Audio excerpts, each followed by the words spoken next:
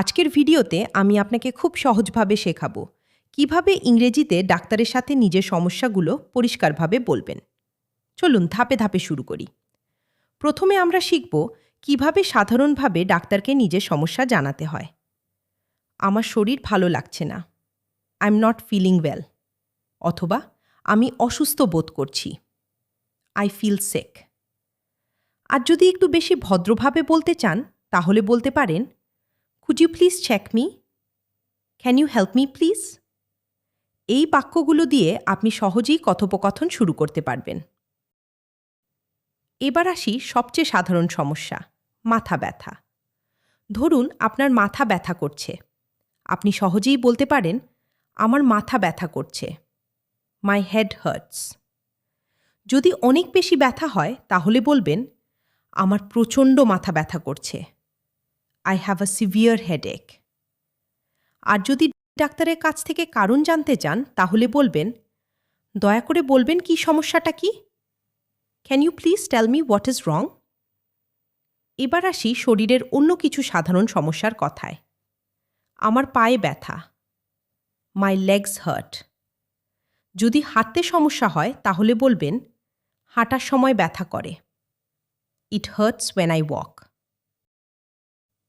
এবার ধরুন আপনার গোড়ালি মচকে গেছে, তখন আপনি এভাবে বলুন, আমার গোড়ালি মচকে গেছে, I twisted my ankle. আপনি চাইলে এটাও যোগ করতে পারেন, হাঁটার সময় ঘটনাটি ঘটেছিল, It happened while walking. অথবা খেলাধুলার সময় এটি ঘটেছিল, It happened during sports. এবার শরীরের মাঝের অংশে আসি। আমার বুকে ব্যথা হচ্ছে, I have pain in my chest. যদি ব্যথা বেশি হয় বলতে পারেন, আমার বুকে তীব্র ব্যথা হচ্ছে, I have severe chest pain.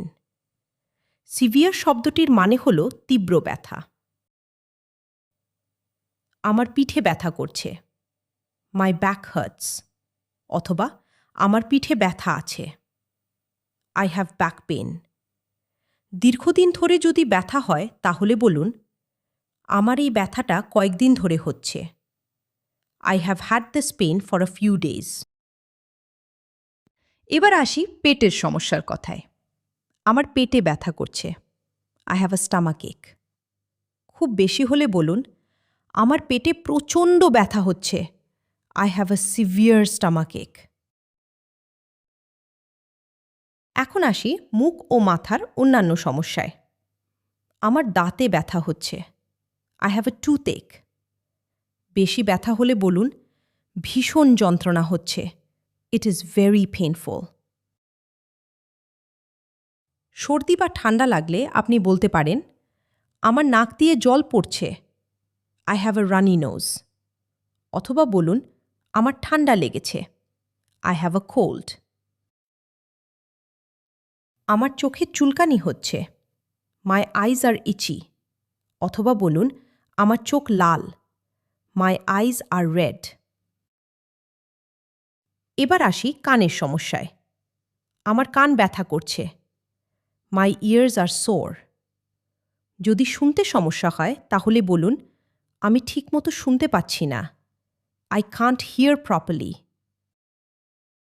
এবার হাত এবং বাইরের কিছু সমস্যার কথা বলি।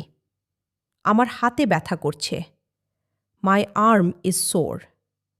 ডান হাত হলে বলুন, আমার ডান হাতে ব্যথা করছে, My right arm is sore.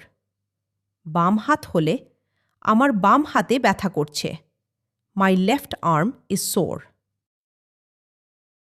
আঙুল কেটে গেছে, I cut my finger. এরপর বলবেন, আপনি কি অনুগ্রহ করে একবার দেখবেন? Can you please take a look? আমার ত্বক চুলকাচ্ছে, My skin is itchy.